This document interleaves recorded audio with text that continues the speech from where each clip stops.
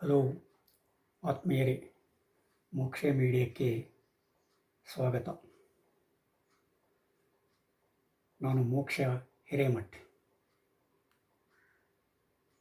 ಜಗತ್ತಿನಲ್ಲಿ ಅನೇಕ ಸಣ್ಣ ಪುಟ್ಟ ಧರ್ಮಗಳಿವೆ. ಅವು ತಮ್ಮ ಅಸ್ತಿತ್ವಕ್ಕಾಗಿ ಯಾವಾಗಲೂ ಹೆಣಗಾಡುತ್ತಿರುತ್ತವೆ. ಇಂತಹ ಧರ್ಮಗಳಲ್ಲಿ ಯಜಿಡಿ ಧರ್ಮ ಕೂಡ ಒಂದು.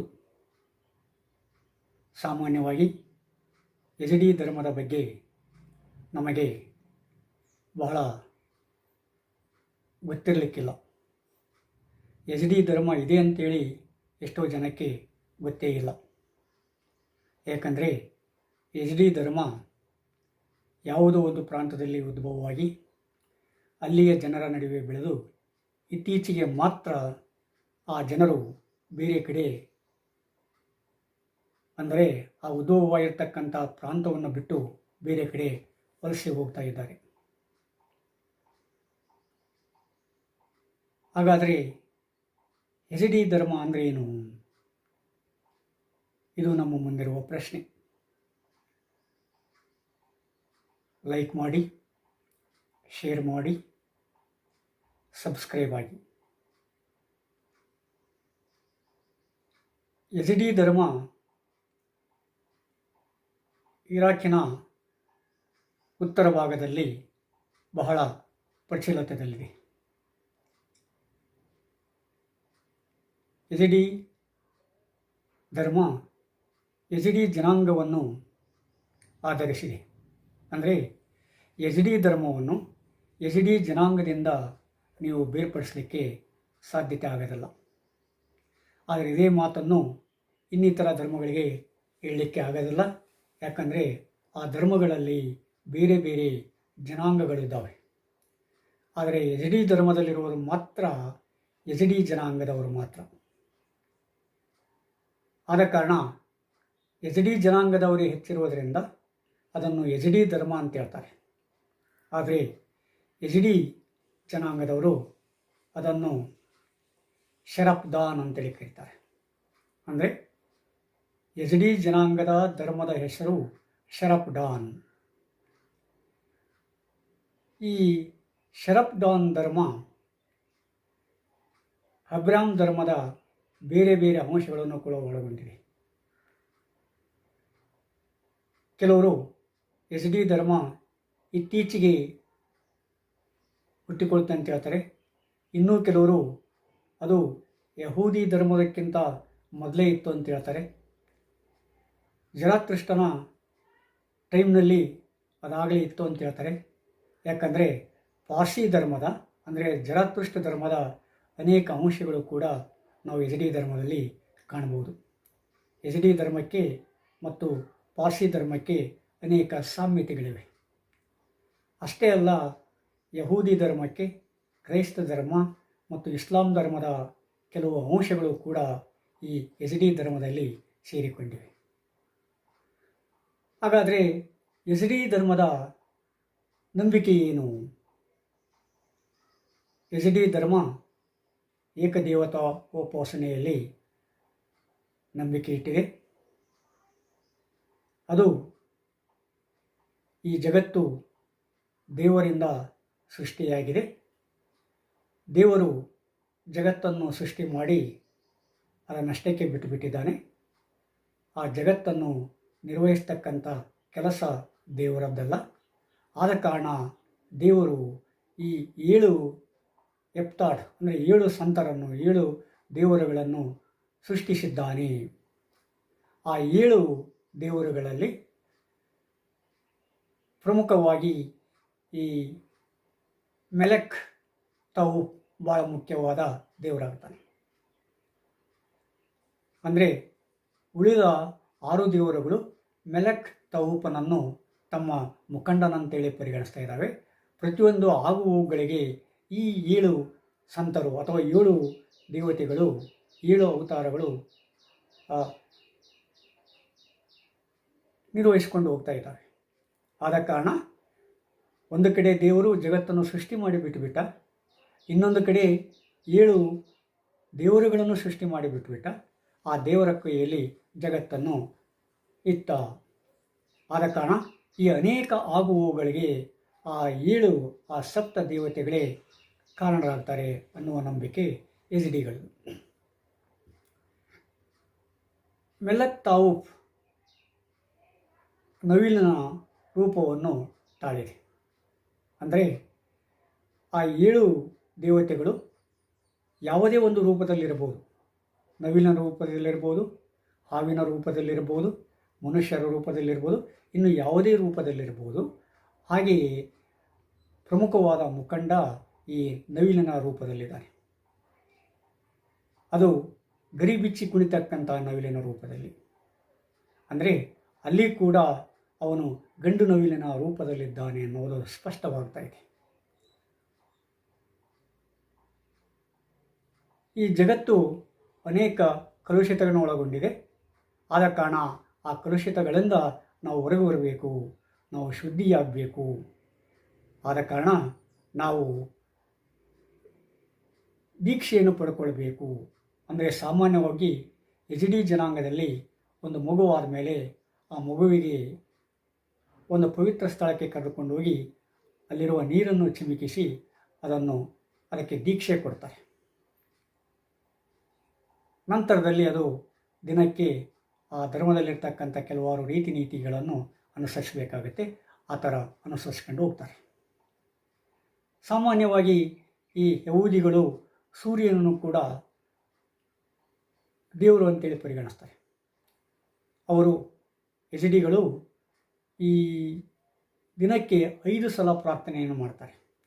ಅದರ ಪ್ರಾರ್ಥನೆ ಕಡ್ಡಾಯವೇನಲ್ಲ, ಆದರೆ 5 ಸಲ ಪ್ರಾರ್ಥನೆ ಮಾಡಿದರೆ ಒಳ್ಳೆಯದು ಅಂತಕ್ಕಂಥದ್ದು ಅವರ ಮನೋಭಾವನೆ. ಯಜಿಡಿಗಳು ಸೂರ್ಯ ಯಾವ ಕಡೆ ಇರ್ತಾನೋ ಆ ಕಡೆ ಮುಖ ಮಾಡಿ ಅವರು ಪ್ರಾರ್ಥನೆಯನ್ನು ಮಾಡ್ತಾರೆ. ಅವರ ಪವಿತ್ರ ಸ್ಥಳದಲ್ಲಿ ನೀವು ಮಂದಿರ ಅಂತ ಕರೀಬೋದು, ಅಥವಾ ಯಾವುದೇ ಮನೆಯೇ ಅಲ್ಲಿ ಮಂದಿರ ಆಗಿರ್ತೈತೆ. ಆ ಮನೆಯ ಹೆಬ್ಬಾಗಿಲಲ್ಲಿ ಒಂದು ಹಾವಿನ ಸಂಕೇತ ಇರ್ತೈತೆ, ಒಳಗೆ ಈ ನವಿಲಿನ ಸಂಕೇತಗಳು ಕೂಡ ಇರ್ತವೆ. ಅಲ್ಲಿ ಯಾವಾಗಲೂ ಈ ದೀಪ ಉರಿತಾನೆ ಇರ್ತದೆ. ಅಂದರೆ ಯಜಿಡಿಗಳು ದೀಪವನ್ನು ಬೆಳೆಸ್ತಕ್ಕಂಥ ಪದ್ಧತಿಯನ್ನು ಅನುಸರಿಸಿಕೊಂಡು ಬರ್ತಾ ಇದ್ದಾರೆ. ಮತ್ತು ಆ ದ್ವಾರದ ಮೇಲೆ ಸೂರ್ಯನ ಒಂದು ಸಂಕೇತ ಇರ್ತದೆ, ಸೂರ್ಯನ ಚಿತ್ರ ಇರ್ತದೆ. ಹೀಗಾಗಿ ಅವರು ಸೂರ್ಯೋಪಾಸಕರು. ಸೂರ್ಯ ಯಾವ ಕಡೆ ಇರ್ತಾನೋ ಆ ಕಡೆ ಮುಖ ಮಾಡಿ ಅವರು ತಮ್ಮ ಪ್ರಾರ್ಥನೆಯನ್ನು ಸಲ್ಲಿಸ್ತಾರೆ. ಯಹೂದಿಗಳು ಇತಿಹಾಸ ಹುಡುಕುವುದು ಭಾಳ ಕಷ್ಟ ಆಗುತ್ತೆ. ಕೆಲವು ಸಲ ಅದು ಇತ್ತೀಚಿನ ಧರ್ಮ ಅಂತ ಹೇಳ್ತಾರೆ, ಇನ್ನೂ ಕೆಲವರು ಅದು 2000 ಅಥವಾ 3000 ವರ್ಷಗಳ ಕ್ರಿಸ್ತಪೂರ್ವ ವರ್ಷಗಳ ಹಿಂದಿನ ಧರ್ಮ ಅಂತ ಹೇಳ್ತಾರೆ. ಅದಕ್ಕೆ ತಕ್ಕ ದಾಖಲೆಗಳು ಸಿಗುತ್ತಾ ಇಲ್ಲ. ಅದಕ್ಕೆ ಬರಹದ ದಾಖಲೆ ಕೂಡ ಭಾಳ ಕಷ್ಟ ಆಗಿದೆ. ಯಾಕಂದರೆ ಯಹೂದಿಗಳಲ್ಲಿ ಯಜಿಡಿಗಳಲ್ಲಿ ಇದುವರೆಗೂ ಕೂಡ ಈ ಬರಹದ ದಾಖಲೆಗಳಿಲ್ಲ. ಅವರು ತಮ್ಮ ಧರ್ಮವನ್ನು ಹಾಡಿನ ಮೂಲಕ ಪೀಳಿಗೆಯಿಂದ ಪೀಳಿಗೆಗೆ ವರ್ಗಾಯಿಸ್ತಾ ಇದ್ದಾರೆ. ಅಂದರೆ ಅವರ ಹಾಡು ಕವ್ವಾಲ್ ಅಂತೇಳಿ ಬರ್ತಾ ಇದೆ. ಆ ಕವ್ವಾಲಿನ ಮೂಲಕ ಏನು ಮಾಡ್ತಾರೆ, ಅವರು ಮುಂದಿನ ಪೀಳಿಗೆಗಳಿಗೆ ತಮ್ಮ ಸಂಪ್ರದಾಯಗಳನ್ನು, ಆಚರಣೆಗಳನ್ನು ವರ್ಗಾಯಿಸ್ತಾ ಇದ್ದಾರೆ. ಹೀಗಾಗಿ ಅವರು ಯಾವುದೇ ದಾಖಲೆಗಳನ್ನು, ಅಂದರೆ ಬರಹದ ದಾಖಲೆಗಳನ್ನು ಅವರು ಸಂಗ್ರಹಿಸಿಲ್ಲ. ಈ ಮೌಖಿಕ ದಾಖಲೆಗಳೇ ಅವರ ಧರ್ಮದ ಅಸ್ತಿತ್ವದ ದಾಖಲೆಗಳಾಗಿಬಿಟ್ಟಿವೆ. ಯಜಿಡಿಗಳು ಕುರ್ಮಾಂಜಿ ಭಾಷೆಯನ್ನು ಉಪಯೋಗ ಮಾಡ್ತಾರೆ. ಅದು ಸಾಮಾನ್ಯವಾಗಿ ಇರಾಕಿನ ಉತ್ತರ ಭಾಗದಲ್ಲಿ, ಇರಾನಿನ ಭಾಗದಲ್ಲಿ, ಟರ್ಕಿ ಭಾಗದಲ್ಲಿ, ಸಿರಿಯಾದ ಕೆಲವು ಭಾಗಗಳಲ್ಲಿ ಉಪಯೋಗವಾಗತಕ್ಕಂಥ ಒಂದು ಭಾಷೆ ಆ ಕುರ್ಮಾಂಜಿ. ಆ ಕುರ್ಮಾಂಜಿಯೇ ಇವರ ಮಾತೃಭಾಷೆ. ಆ ಕುರ್ಮಾಂಜಿಲೇ ಆ ಯಜಿಡಿಗಳು ವ್ಯವಹರಿಸ್ತಾರೆ, ತಮ್ಮ ಕಾರ್ಯಗಳನ್ನು ನಿರ್ವಹಿಸ್ತಾರೆ, ತಮ್ಮ ಹಬ್ಬ ಆಚರಣೆಗಳನ್ನು ಆಚರಿಸ್ತಾರೆ. ಈ ಯಜಿಡಿಗಳು ತಮ್ಮದೇ ಆದ ಕೆಲವು ಇತಿಮಿತಿಗಳನ್ನು, ತಮ್ಮದೇ ಆದ ಕೆಲವು ಸಂಪ್ರದಾಯಗಳನ್ನು ಒಳಗೊಂಡಿದ್ದಾರೆ. ಆ ಸಂಪ್ರದಾಯ ಏನಂತಂದರೆ, ಯಹೂದಿಗಳು ಬೇರೆ ಧರ್ಮದವರನ್ನು ಮದುವೆ ಮಾಡಿಕೊಳ್ಳಂಗಿಲ್ಲ. ಒಂದು ವೇಳೆ ಆ ಯಜಿಡಿ ಧರ್ಮದಲ್ಲಿರ್ತಕ್ಕಂಥ ವ್ಯಕ್ತಿಗಳು ಬೇರೆ ಧರ್ಮದ ವ್ಯಕ್ತಿಗಳನ್ನು ಮದುವೆ ಆದರೆ ಆ ವ್ಯಕ್ತಿ ಆ ಧರ್ಮಕ್ಕೆ ಸಂಬಂಧಪಡ್ತಾನೆ ಹೊರತು ಅವನು ಯಜಿಡಿ ಧರ್ಮಕ್ಕೆ ಸಂಬಂಧಪಡೋದಿಲ್ಲ. ಅದೇ ರೀತಿ ಒಬ್ಬ ಹೆಣ್ಣುಮಗಳು ಅಂದರೆ ಯಜಿಡಿ ಜನಾಂಗದ ಹೆಣ್ಣುಮಗಳು ಬೇರೆ ಧರ್ಮದ ಒಬ್ಬ ವ್ಯಕ್ತಿಯನ್ನು ಮದುವೆ ಆದರೆ ಆ ವ್ಯಕ್ತಿಯ ಧರ್ಮಕ್ಕೆ ಅವಳು ಸಂಬಂಧಪಡ್ತಾಳೆ ಅಥವಾ ಅವನು ಸಂಬಂಧಪಡ್ತಾನೆ. ಆದರೆ ಅವರು ಮತ್ತೆ ಯಜಿಡಿ ಧರ್ಮಕ್ಕೆ ಬರುವ ಹಾಗಿಲ್ಲ. ಯಜಿಡಿ ಧರ್ಮದ ಧಾರ್ಮಿಕ ಕಾರ್ಯಕ್ರಮಗಳಲ್ಲಿ ಅವರು ಭಾಗವಹಿಸಂಗಿಲ್ಲ. ಅಂದರೆ ಯಜಿಡಿ ಜನಾಂಗದ ವ್ಯಕ್ತಿ ಬೇರೆ ಧರ್ಮದ ವ್ಯಕ್ತಿಯನ್ನು ಮದುವೆ ಮಾಡಿಕೊಂಡರೂ ಕೂಡ ಅವನು ಯಜಿಡಿ ಧರ್ಮಕ್ಕೆ ಅವನಿಗೆ ಪ್ರವೇಶ ಇಲ್ಲ. ಹೀಗಾಗಿ ಈ ಯಜಿಡಿ ಧರ್ಮದಲ್ಲಿಯೇ ಅವರು ಮದುವೆಯಾಗಬೇಕು, ಯಜಿಡಿ ಧರ್ಮದಲ್ಲಿಯೇ ತಮ್ಮ ಪೀಳಿಗೆಯನ್ನು ಮುಂದುವರಿಸಬೇಕಾಗ್ತದೆ. ಈ ಯಜಿಡಿ ಧರ್ಮದಲ್ಲಿ ಮತಾಂತರವನ್ನು ನಿಷೇಧಿಸಲಾಗಿದೆ. ಅಲ್ಲಿ ಮತಾಂತರಕ್ಕೆ ಅವಕಾಶ ಇಲ್ಲ. ಹೀಗಾಗಿ ಹುಟ್ಟಿನಿಂದಲೇ ಅವನು ಯಜಿಡಿ ಆಗಬೇಕು. ಆ ಬೆಳವಣಿಗೆಯಿಂದ ಅಥವಾ ಬೇರೆ ಧರ್ಮದಿಂದ ಕರೆದುಕೊಂಡು ಯಜಿಡಿ ಮಾಡಲಿಕ್ಕೆ ಸಾಧ್ಯತೆ ಇಲ್ಲ ಅನ್ನುವುದು ಈ ಯಜಿಡಿ ಧರ್ಮದವರ ಒಂದು ಭಾವನೆ. ಆದ ಕಾರಣ ಅವರು ಮತಾಂತರವನ್ನು ಸ್ಪಷ್ಟವಾಗಿ ನಿಷೇಧ ಮಾಡಿಬಿಟ್ಟಿದ್ದಾರೆ. ಈ ಯಜಿಡಿ ಧರ್ಮದವರು ಸಾಮಾನ್ಯವಾಗಿ 3 ಮುಖ್ಯ ವರ್ಗಗಳನ್ನು ಅನುಸರಿಸ್ತಾರೆ ಅಥವಾ 3 ತೆರನಾದ ಜಾತಿಗಳು ಯಜಿಡಿ ಧರ್ಮದಲ್ಲಿದೆ ಅಂತ ಹೇಳ್ಬೋದು. ಅವು ಯಾವುವೆಂದರೆ ಮೊದಲನೇದಾಗಿ ಮುರಿಡ್ಸ್, ಎರಡನೇದಾಗಿ ಪೀರ್ಸ್, ಮೂರನೇದಾಗಿ ಶೇಖ್ಸ್ ಅಂತ ಹೇಳಿ. ಮುರಿಡ್ಸ್ ಅಂದರೆ ಈ ಯಜಿಡಿ ಜನಾಂಗದಲ್ಲಿರ್ತಕ್ಕಂಥ ಸಾಮಾನ್ಯ ವ್ಯಕ್ತಿಗಳು. ಇವರು ಶ್ರಮಜೀವಿಗಳು, ಉತ್ಪಾದನೆಯಲ್ಲಿ ತೊಡಗಿಕೊಂಡಿರ್ತಾರೆ. ಒಬ್ಬ ಸಮಾಜಕ್ಕೆ ಬೇಕಾಗಿರ್ತಕ್ಕಂಥ ವಸ್ತುಗಳನ್ನು ಅಗತ್ಯತೆಗಳನ್ನು ಪೂರೈಸ್ತಾ ಇರ್ತಾರೆ. ಪೀರ್ಸ್ ಅವರು ಜನಸಾಮಾನ್ಯರು ಮತ್ತು ಧರ್ಮಾಧಿಕಾರಿಗಳ ನಡುವಿನ ಒಂದು ಕೊಂಡಿಯಾಗಿ ಕೆಲಸ ಮಾಡ್ತಾರೆ. ಒಂದು ಥರ ಪುರೋಹಿತರಾಗಿ ಕೆಲಸ ಮಾಡ್ತಾರೆ. ಅದು ಪೀರ್ಗಳ ಒಂದು ಕಾರ್ಯ. ಈ ಶೇಖ್ಗಳು ಆ ಯಜಿಡಿ ಜನಾಂಗದ ಶರಬ್ದಾನ್ ಧರ್ಮದ ಧರ್ಮಾಧಿಕಾರಿಗಳು ಅಂತ ಹೇಳ್ತಾರೆ. ಆ ಶೇಖ್ ಆದಿಯಿಂದ ಅದು ಮುಂದುವರ್ತನೆ ಇದೆ. ಆದ ಕಾರಣ ಆ ಶೇಖರನ್ನು ಅವರು ತಮ್ಮ ಧರ್ಮಾಧಿಕಾರಿಗಳಂತೇಳಿ ಪರಿಗಣಿಸ್ತಾ ಇದ್ದಾರೆ. ಹೀಗಾಗಿ ಈ ಯಜಿಡಿ ಜನಾಂಗ ಈ 3 ತೆರನಾದ ಜಾತಿಗಳನ್ನು ಒಳಗೊಂಡಿದೆ. ಈಗಾಗಲೇ ನಾನು ಹೇಳಿದೆ ಆ ಯಜಿಡಿ ಜನಾಂಗಕ್ಕೆ ಬರಹದ ದಾಖಲೆಗಳಿಲ್ಲ ಅಂತೇಳಿ. ಆದರೆ ಇತ್ತೀಚೆಗೆ 2013-14 ಸುಮಾರಿನಲ್ಲಿ ಕೆಲವರು ಯಜಿಡಿ ಧರ್ಮ ಕುರಿತು, ಯಜಿಡಿ ಜನಾಂಗವನ್ನು ಕುರಿತು 2 ಗ್ರಂಥಗಳನ್ನು ರಚನೆ ಮಾಡಿದರು. ಒಂದು ದ ರಿವಿಲೇಷನ್ ಆಫ್ ಎ ಬುಕ್ ಅಂತ ಒಂದು, ಮತ್ತೊಂದು ಬ್ಲ್ಯಾಕ್ ಬುಕ್ ಅಂತೇಳಿ. ಆದರೆ ಯಜಿಡಿ ಧರ್ಮದವರು ಆ ಗ್ರಂಥಗಳನ್ನು ಒಪ್ತಾ ಇಲ್ಲ. ಯಾಕಂದರೆ ಅದನ್ನು ಬರೆದಿರ್ತಕ್ಕಂಥ ವ್ಯಕ್ತಿಗಳು ಯಜಿಡಿ ಧರ್ಮಕ್ಕೆ ಸಂಬಂಧಪಟ್ಟವರಲ್ಲ. ಯಜಿಡಿ ಧರ್ಮದ ಸಂಬಂಧಪಡದೆ ಬೇರೆ ಧರ್ಮದವರು ಆ ಗ್ರಂಥಗಳನ್ನು ಬರೆದಿದ್ದಾರೆ. ಆದ ಕಾರಣ ಅದನ್ನು ಅವರು ಒಪ್ಪಲಿಕ್ಕೆ ತಯಾರಿಲ್ಲ.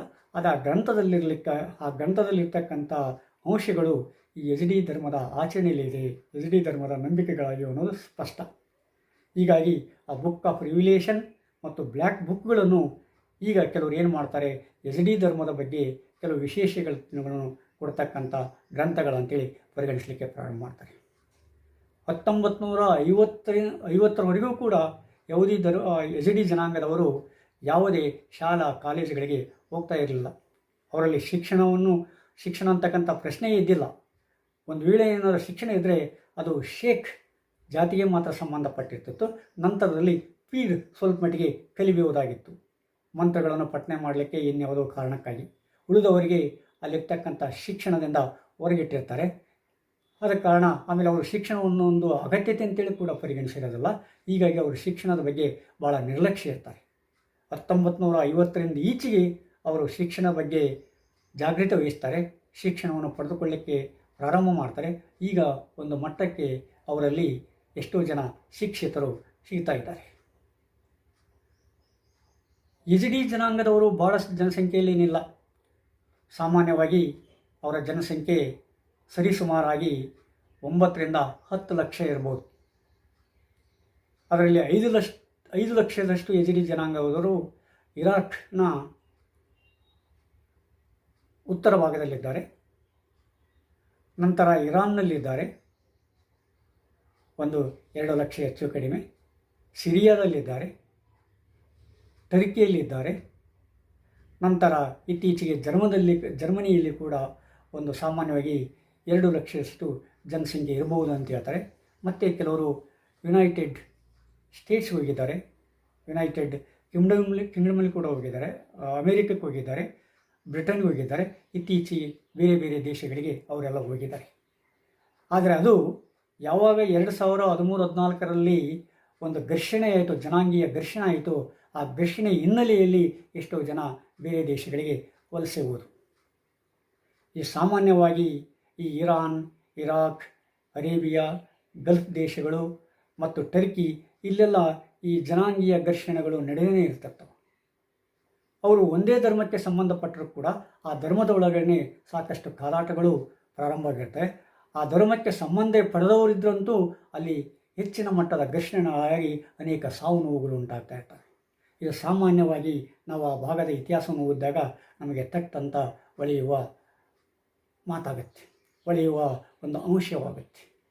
ಹೀಗಾಗಿ ಅನೇಕ ಜನರು ಏನು ಮಾಡ್ತಾರೆ, ಅಂಥ ಆಕ್ರಮಣ ಕಾಲದ ಅಂಥ ಸನ್ನಿವೇಶಗಳಲ್ಲಿ ಆ ದೇಶವನ್ನು ಬಿಟ್ಟು ಬೇರೆ ಬೇರೆ ದೇಶಗಳಿಗೆ ವಲಸೆ ಹೋಗಿದ್ದಾರೆ. ಅವರು ಅಲ್ಲೇ ತಮ್ಮ ಜೀವನವನ್ನು, ಬದುಕನ್ನು ಕಟ್ಟಿಕೊಳ್ಳಲಿಕ್ಕೆ ಪ್ರಯತ್ನ ಪಟ್ಟಿದ್ದಾರೆ. ಸಾಮಾನ್ಯವಾಗಿ ಈ ಯಜಿದಿ ಅನುಯಾಯಿಗಳು ಅಂದರೆ ಶರಬ್ದಾನ್ ಧರ್ಮದ ಅನುಯಾಯಿಗಳು ತಮ್ಮ ಆಚರಣೆಗಳನ್ನು ಬಿಟ್ಟುಕೊಡೋದಿಲ್ಲ.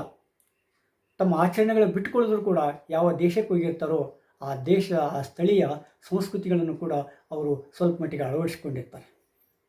ಆ ಸಂಸ್ಕೃತಿಯನ್ನು ಅಳವಡಿಸಿಕೊಳ್ಳಬಾರ್ದಂತೇನಿಲ್ಲ, ಆ ಸಂಸ್ಕೃತಿಯನ್ನು ಅಳವಡಿಸಿಕೊಂಡಿರ್ತಾರೆ. ಹೀಗಾಗಿ ಕೆಲವಾರು ಬದಲಾವಣೆಗಳನ್ನು, ಅಂದರೆ ಅಗತ್ಯಕ್ಕೆ ತಕ್ಕಂತೆ ಕೆಲವು ಬದಲಾವಣೆಗಳನ್ನು ತಮ್ಮ ಜೀವನ ಶೈಲಿಯಲ್ಲಿ ಮಾಡಿಕೊಳ್ತಾರೆ ಹೊರತು ಆದರೆ ಪರಿಪೂರ್ಣವಾಗಿ ಆ ಸ್ಥಳೀಯ ಅಂಶಗಳಿಗೆ ಅವರು ತಮ್ಮನ್ನು ಒಡ್ಡಿಕೊಳ್ಳೋದಿಲ್ಲ.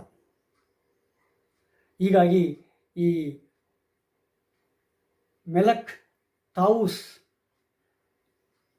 ಪ್ರತಿಮೆಯಲ್ಲಿ ಕೆಲವಾರು ಬದಲಾವಣೆಗಳನ್ನು ನಾವು ನೋಡ್ಬೋದು. ಆ ಮಲಿಕ್ ತಾವೂಸ್ನನ್ನು ಹಿಡಿದಿರ್ತಕ್ಕಂಥ ಪ್ರತಿಬಿಂಬ, ಒಬ್ಬ ಹೆಣ್ಮಗಳು ಹಿಡಿದಿರ್ತಕ್ಕಂಥ ಪ್ರತಿಬಿಂಬ ಇದೆ. ಆ ಹೆಣ್ಮಗಳು ಸೀರೆಯನ್ನು ಹುಟ್ಟಿದ್ದಾರೆ. ಅಂದರೆ ಯಾರು ಅಲ್ಲಿಂದ ಭಾರತಕ್ಕೆ ಬಂದರೂ ಅವರು ಈ ಭಾರತದಲ್ಲಿರ್ತಕ್ಕಂಥ ಸ್ಥಳೀಯ ಸಂಸ್ಕೃತಿಯನ್ನು ಒಡ್ಡಿಕೊಂಡು ಅದರಲ್ಲಿರ್ತಕ್ಕಂಥ ಒಳ್ಳೆಯ ಅಂಶಗಳನ್ನು ಪರಿಗಣಿಸಿ ಅದನ್ನು ತಮ್ಮ ಧಾರ್ಮಿಕ ಪ್ರತಿಬಿಂಬಗಳಲ್ಲಿ ವ್ಯಕ್ತಪಡಿಸ್ತಾ ಇದ್ದಾರೆ. ಇದನ್ನು ಕೂಡ ನಾವು ಈ ಪಾರ್ಸಿ ಧರ್ಮದ, ಜರತುಷ್ಟ್ರ ಧರ್ಮದ ಅನುಯಾಯಿಗಳಲ್ಲಿ ನೋಡ್ಬೋದಾಗಿದೆ. ಹೀಗಾಗಿ ಈ ಜರತುಷ್ಟ್ರ ಧರ್ಮ ಅಂದರೆ ಪಾರ್ಸಿ ಧರ್ಮ ಮತ್ತು ಯಜಿಡಿ ಜನಾಂಗದ ಶರಬ್ದಾನ್ ಧರ್ಮದ ಹೋಲಿಕೆಗಳು ನಮಗೆ ಎದ್ದು ಕಾಣ್ತಾ ಇದ್ದಾವೆ. ಯಜಿಡಿಗಳು ವರ್ಷಕ್ಕೆ ಒಂದು ಸಲ ಯಾವುದಾದ್ರೂ ಪವಿತ್ರ ಸ್ಥಳಕ್ಕೆ ಹೋಗಿ ದರ್ಶನವನ್ನು ತೆಗೆದುಕೊಳ್ಳಬೇಕು. ಇಲ್ಲದ್ರೆ ಜೀವನದಲ್ಲಿ ಒಮ್ಮೆಯಾದರೂ ಕೂಡ ಅವರು ಲಾಲಿಶ್ ಮಂದಿರಕ್ಕೆ ಹೋಗಿ ಅಲ್ಲಿ ಶೇಖ್ ಆದಿಯ ದರ್ಶನವನ್ನು ಪಡ್ಕೊಳ್ಬೇಕಂತೇಳಿ ಬಯಸ್ತಾರೆ. ಜೀವನದಲ್ಲಿ ಒಮ್ಮೆ ಆದರೂ ಕೂಡ ಆ ಲಾಲಿಶ್ ಪ್ರಾಂತ್ಯಕ್ಕೆ, ಆ ಲಾಲಿಶ್ ಸ್ಥಳಕ್ಕೆ ಹೋಗಬೇಕು.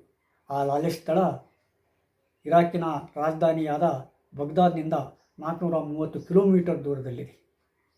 ಆ ಲಾಲಿಶ್ ಪ್ರಾಂತದಲ್ಲಿ ಲಾಲಿಶ್ ಮಂದಿರವಿದೆ. ಆ ಲಾಲಿಶ್ ಮಂದಿರದಲ್ಲಿ ಶೇಖ್ ಆದಿಯ ಟೋಂಬಿದೆ. ಆ ಸಮಾಧಿಯನ್ನು ಅವರು ದರ್ಶನ ಮಾಡಿಕೊಂಡು ಅವರು ತಮ್ಮ ಜೀವನದ ಅತ್ಯುನ್ನತ ಕ್ಷಣಗಳನ್ನು ಕಳೀಲಿಕ್ಕೆ ಪ್ರಯತ್ನ ಪಡ್ತಾರೆ. ತಮ್ಮ ಜೀವನದ ಅಂದರೆ ಮುಂದಿನ ಜೀವನಕ್ಕೆ ಅವರು ತಮ್ಮನ್ನು ಒಡ್ಡಿಕೊಳ್ಳಲಿಕ್ಕೆ ಪ್ರಯತ್ನ ಪಡ್ತಾರೆ. ಅವರಿಗೆ ಸಾಮಾನ್ಯವಾಗಿ ಪುನರ್ಜನ್ಮದಲ್ಲಿ ನಂಬಿಕೆ ಇದೆ. ಆ ಪುನರ್ಜನ್ಮದಲ್ಲಿ ಒಳ್ಳೆಯ ವ್ಯಕ್ತಿಯಾಗಿ ಬಾಳಲಿ, ಇನ್ನಷ್ಟು ಸುಖ, ಶಾಂತಿ, ಸಮೃದ್ಧಿ ಲಭಿಸಲಿ ಅಂತಕ್ಕಂಥ ದೃಷ್ಟಿಯಿಂದ ಏನು ಮಾಡ್ತಾರೆ, ಅವರು ಪವಿತ್ರ ಸ್ಥಳಗಳಿಗೆ ಹೋಗಿ ತಮ್ಮ ಭಾವನೆಗಳನ್ನು, ಆಶೆಗಳನ್ನು ವ್ಯಕ್ತಪಡಿಸಿ ಅದರಲ್ಲಿ ಒಂದಾಗಲಿಕ್ಕೆ ಪ್ರಯತ್ನ ಪಡ್ತಾರೆ. ಯಜಿಡಿ ಜನಾಂಗ ಭಾಳ ಚಿಕ್ಕ ಸಂಖ್ಯೆಯಲ್ಲಿದ್ದರೂ ಕೂಡ ಅದು ತನ್ನದೇ ಆದ ಅಸ್ತಿತ್ವವನ್ನು ಉಳಿಸಿಕೊಳ್ಳಲಿಕ್ಕೆ ಇವತ್ತು ಭಾಳ ಹೆಣಗಾಡ್ತಾ ಇದೆ. ಯಾಕಂದರೆ ಈ ಆಧುನಿಕ ಯುಗದಲ್ಲಿ ವಿಜ್ಞಾನದ ಕಾರಣವಾಗಿರ್ಬೋದು, ಈ ಸ್ಪರ್ಧೆಯ ಕಾರಣವಾಗಿರ್ಬೋದು, ಧಾರ್ಮಿಕ ಸಾಂಸ್ಕೃತಿಕ ಕಾರಣವಾಗಿರ್ಬೋದು, ಇನ್ನಿತರ ಕಾರಣಗಳಾಗಿ ಯಾವುದೇ ಧರ್ಮಗಳು ತಮ್ಮ ಸಾಂಪ್ರದಾಯಿಕ ಆಚರಣೆಗಳನ್ನು ಉಳಿಸ್ಕೊಳ್ಳೋದು ಭಾಳ ಕಷ್ಟ. ಆ ಆಚರಣೆ ಉಳಿಸ್ಕೊಳ್ಳೋಕ್ಕೆ ಭಾಳ ಹೆಣಗಾಡ್ತಾ ಇದ್ದಾವೆ. ಅದರಲ್ಲಿ ಚಿಕ್ಕ ಧರ್ಮಗಳಾದಂತೂ ಅವರ ಪರಿಸ್ಥಿತಿ ಇನ್ನೂ ಗಂಭೀರವಾಗಿರ್ತದೆ. ಅದನ್ನು ನಾವು ಈ ಎಚ್ ಡಿ ಜನಾಂಗದ ಧರ್ಮದಲ್ಲಿ ಕಂಡುಕೊಳ್ಬೋದು. ಈ ಎಚ್ ಡಿ ಜನಾಂಗದವರಿಗೆ ಮತ್ತು ಕರ್ಡಿಷ್ನವರಿಗೆ ಒಂದು ತೆರನಾದ ಹೋಲಿಕೆ ಅಂತ ಹೇಳ್ತಾರೆ. ಇರಾಕ್ನಲ್ಲಿರ್ತಕ್ಕಂಥ ಕರ್ಡಿಷ್ನವರೇ, ಕರ್ಡಿಸ್ತಾನದಲ್ಲಿರ್ತಕ್ಕಂಥ ಕರ್ಡಿಶ್ ಅವರೇ ಎಚ್ ಡಿಗಳು ಅಂತೇಳಿ ಕೆಲವರು ವಾದ ಮಾಡ್ತಾ ಇದ್ದಾರೆ. ಆದರೆ ಎಚ್ ಡಿಗಳು ಆ ಮಾತನ್ನು ಒಪ್ತಾ ಇಲ್ಲ.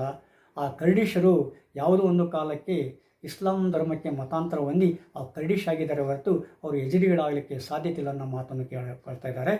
ಹೀಗಾಗಿ ಎಷ್ಟೋ ಸಲ ಈ ಎಚ್ ಡಿಗಳು ಮತ್ತು ಕರ್ಡಿಷರ ನಡುವೆ ಈ ಒಂದು ಥರ ಹಣಾಹಣಿ ಕೂಡ ಏರ್ಪಟ್ಟಿದೆ. ಆದಾಗ್ಯೂ ಕೂಡ ಈ ಕರ್ಡಿಶ್ ಮತ್ತು ಎಚ್ ಡಿಗಳ ನಡುವೆ ಕೆಲವು ಸಾಮ್ಯತೆಗಳನ್ನು ನಾವು ಕಂಡುಕೊಳ್ಬೋದು. ಈ ಕರ್ಡಿಶ್ಗಳನ್ನು ಎಚ್ ಡಿಗಳು ಧರ್ಮದ್ರೋಹಿಗಳು ಅಂತೇಳಿ ಕೂಡ ಪರಿಗಣನೆ ಮಾಡ್ತಾರೆ. ಅದೇ ರೀತಿ ಈ ಅಬ್ರಾಹ್ಮಿಕ್ ಧರ್ಮಗಳು ಏನು ಮಾಡ್ತವೆ, ಈ ಎಚ್ ಡಿ ಧರ್ಮದವರನ್ನು ಧರ್ಮದ್ರೋಹಿಗಳು, ಸೈತಾನುಗಳು ಅಂತೇಳಿ ಪರಿಗಣನೆ ಮಾಡ್ತಾರೆ. ಯಾಕಂದರೆ ಇವರು ಮೆಲಿಕ್ ತಾವೂಸ್ನನ್ನು ಪೂಜೆ ಮಾಡ್ತಾ ಇದ್ದಾರೆ, ಸೂರ್ಯನನ್ನು ಆರಾಧಿಸ್ತಾ ಇದ್ದಾರೆ. ಆಮೇಲೆ ಇವರು ಆತ್ಮ ಅಂತ ಹೇಳ್ತಾ ಇದ್ದಾರೆ. ಆದ ಕಾರಣ ಇವರು ಸೈತಾನುಗಳು, ಇವರು ಧರ್ಮದ್ರೋಹಿಗಳು, ಇವರನ್ನು ಉಚ್ಚಾಟನೆ ಮಾಡಬೇಕು ಅಂತೇಳಿ ಅವರು ಕೂಡ ಇವರನ್ನು ತಮ್ಮ ಸಮೀಪಕ್ಕೆ ಕರ್ಕೊಳ್ಳೋದಿಲ್ಲ. ಹೀಗಾಗಿ ಇರಾನ್, ಇರಾಕ್, ಸಿರಿಯಾ ಮತ್ತು ಟರ್ಕಿಯಲ್ಲಿ ಅಲ್ಲಿ ಅಬ್ರಾಹ್ಮಿಕ್ ಧರ್ಮಗಳ ಪ್ರಭಾವವಿದ್ದರೂ ಕೂಡ ಆ ಪ್ರಭಾವದ ನಡುವೆ ಈ ಎಚ್ ಡಿ ಜನಾಂಗದವರು ತಮ್ಮ ಧರ್ಮದ ಅಸ್ತಿತ್ವ ಉಳಿಸಿಕೊಳ್ಳೋದಕ್ಕೆ ಭಾಳ ಹೆಣಗಾಡ್ತಾ ಇದ್ದಾರೆ. ಇಂದಿನ ಕಾಲದಲ್ಲಿ ಕೂಡ ಇನ್ನೂ ಪರಿಸ್ಥಿತಿ ಗಂಭೀರವಾಗಿತ್ತು. ಈಗ ಆಧುನಿಕ ಶಿಕ್ಷಣತೆಯಿಂದ ಆಮೇಲೆ ಕೆಲವಾದ ಬದಲಾವಣೆಗಳಿಂದ ಒಂದು ಮಟ್ಟಿಗೆ ಆ ಹೆಣಗಾಡುವುದು ಸ್ವಲ್ಪ ಮಟ್ಟಿಗೆ ಬೇರೆ ರೂಪವನ್ನು ತೆಗೆದುಕೊಂಡಿರ್ಬೋದು, ಘರ್ಷಣೆಗಳು ಬೇರೆ ರೂಪವನ್ನು ತೆಗೆದುಕೊಂಡಿರ್ಬೋದು. ಆದರೆ ಘರ್ಷಣೆಗಳೇ ಇಲ್ಲ ಅಂತ ಹೇಳಲಿಕ್ಕೆ ಸಾಧ್ಯತೆ ಇಲ್ಲ. ಹೀಗಾಗಿ ಈ ಎಚ್ ಡಿ ಜನಾಂಗದವರು ತಮ್ಮ ಧರ್ಮದ ಅಸ್ತಿತ್ವಕ್ಕಾಗಿ, ತಮ್ಮ ಸಂಸ್ಕೃತಿಯ ಉಳಿವಿಗಾಗಿ, ತಮ್ಮ ಜನಾಂಗದ ಭವಿಷ್ಯಕ್ಕಾಗಿ ಭಾಳ ಪ್ರಯತ್ನ ಪಡ್ತಾ ಇದ್ದಾರೆ. ಅವರು ಹೋರಾಟವನ್ನು ಕೂಡ ಮಾಡ್ತಾ ಇದ್ದಾರೆ. ಆದರೆ ಆ ಚಿಕ್ಕ ಧರ್ಮ ಆಗಿರೋದ್ರಿಂದ, ಅವರ ಸಂಖ್ಯೆ ಭಾಳ ಚಿಕ್ಕದಾಗಿರೋದ್ರಿಂದ ಅವರ ಕೂಗು ಭಾಳಷ್ಟು ಸಲ ಬೇರೆಯವರಿಗೆ ಕೇಳಲಿಕ್ಕೆ ಸಾಧ್ಯತೆ ಆಗೋದಿಲ್ಲ. ಇತ್ತೀಚೆಗೆ ಈ ಏಷ್ಯಾದ ದೇಶಗಳಲ್ಲಿ ಮತ್ತು ಯುರೋಪ್, ಅಮೇರಿಕದ ದೇಶಗಳಲ್ಲಿ ಕೂಡ ಅವರು ವಲಸೆ ಹೋಗಿ ತಮ್ಮ ಅಸ್ತಿತ್ವವನ್ನು ವ್ಯಕ್ತಪಡಿಸಲಿಕ್ಕೆ, ತಮ್ಮ ಧ್ವನಿಯನ್ನು ಬೇರೆಯವರಿಗೆ ಕೇಳಿಸಲಿಕ್ಕೆ ಪ್ರಯತ್ನ ಪಡ್ತಾ ಇದ್ದಾರೆ. ಆದರೆ ಅದು ತಮ್ಮಲ್ಲೇ ಮಾತ್ರ ಉಳಿದಿದೆ. ಅದು ಒಂದು ಪೂರ್ಣ ಸ್ವರೂಪದ ಜಾಗೃತಿಯನ್ನು ಇನ್ನೂ ಅವರಲ್ಲಿ ಮೂಡಿಸಿಲ್ಲ ಅಂತೇಳಿ ಅನ್ನಿಸ್ತಾ ಐತಿ. ಏನೇ ಆಗಲಿ, ಇತ್ತೀಚೆಗೆ ಎಚ್ ಡಿ ಜನಾಂಗದವರು ತಮ್ಮ ಧರ್ಮದ ಬಗ್ಗೆ, ತಮ್ಮ ಸಂಸ್ಕೃತಿಯ ಬಗ್ಗೆ, ತಮ್ಮ ಜನಾಂಗದ ಬಗ್ಗೆ ಜಾಗೃತರಾಗ್ತಾ ಹೊರಟಿದ್ದಾರೆ. ಅವರು ಕೂಡ ತಮ್ಮ ಅಸ್ತಿತ್ವವನ್ನು ಜಗತ್ತಿಗೆ ತೋರಿಸಲಿಕ್ಕೆ ಪ್ರಯತ್ನ ಪಡ್ತಾ ಇದ್ದಾರೆ. ಯಾವುದೇ ಒಂದು ಜನಾಂಗ ಅದು ಸುಖವಾಗಿ ನೆಮ್ಮದಿಯಿಂದ ಎಲ್ಲ ಜನಾಂಗದ ಜೊತೆಗೆ ಅರಿತು ಬೆರೆತು ಬಾಳಿದರೆ ಅದು ಅಲ್ಲೇ ಮನುಷ್ಯ ಸ್ವರ್ಗವನ್ನು ಕಂಡುಕೊಳ್ಳಲಿಕ್ಕೆ ಸಾಧ್ಯತೆ ಇದೆ. ಆ ಧರ್ಮದ ಆಚರಣೆಗಳು ಬೇರೆ ಬೇರೆ ಇರ್ಬೋದು. ಆದರೆ ಆಚರಣೆಗಳು ಬೇರೆ ಇದೆ ಅಂದ ತಕ್ಷಣಕ್ಕೆ ನಾವು ಅವರನ್ನು ದೂರ ಇಡುವುದು ಇಂದಿನ ದಿನಮಾನಗಳಲ್ಲಿ ಭಾಳ ಕಷ್ಟ ಆಗುತ್ತೆ. ಹಾಗೇನಾದ್ರು ನಾವು ಪ್ರತಿಯೊಂದು ಜನರನ್ನು ದೂರೀಕರಿಸಿಬಿಟ್ರೆ ನಂತರದಲ್ಲಿ ಉಳಿಯುವವರು ನಾವು ನಮ್ಮನ್ನು ನಾವು ಮತ್ತೆ ದೂರೀಕರಿಸಿಕೊಳ್ಳೋಕ್ಕೆ ಪ್ರಾರಂಭ ಮಾಡಬೇಕಾಗ್ತದೆ. ಹೀಗಾಗಿ ಒಂದು ತೆರನಾದ ಸಾಮರಸ್ಯ ಇವತ್ತಿನ ಅವಶ್ಯಕತೆ ಅಂತ ಅನ್ನಿಸ್ತಾ ಇದೆ. ಆ ಸಾಮರಸ್ಯಕ್ಕೆ ಈ ಎಚ್ ಡಿ ಜನಾಂಗದವರು ಪ್ರಯತ್ನ ಪಡ್ತಾ ಇದ್ದಾರೆ. ಆ ಪ್ರಯತ್ನದಲ್ಲಿ ಅವರು ಸಫಲತೆಯನ್ನು ಪಡಬೇಕಾದರೆ ಉಳಿದ ಬಹುಸಂಖ್ಯಾತ ಧರ್ಮಗಳೇನು ಮಾಡಬೇಕು, ಅವರಿಗೆ ಒಂದಿಲ್ಲ ಒಂದು ರೀತಿಯ ಸಹಕಾರವನ್ನು ಕೊಟ್ಟು ಅವರನ್ನು ತಮ್ಮ ಜೊತೆಗೆ ಕರೆದುಕೊಂಡು ಹೋಗಲಿಕ್ಕೆ ಪ್ರಯತ್ನಿಸಬೇಕು. ಆಗ ಮಾತ್ರ ಆ ಘರ್ಷಣೆಗಳಿಗೆ ಇತಿಶ್ರೀಯನಾಡಲಿಕ್ಕೆ ಸಾಧ್ಯತೆ ಇದೆ.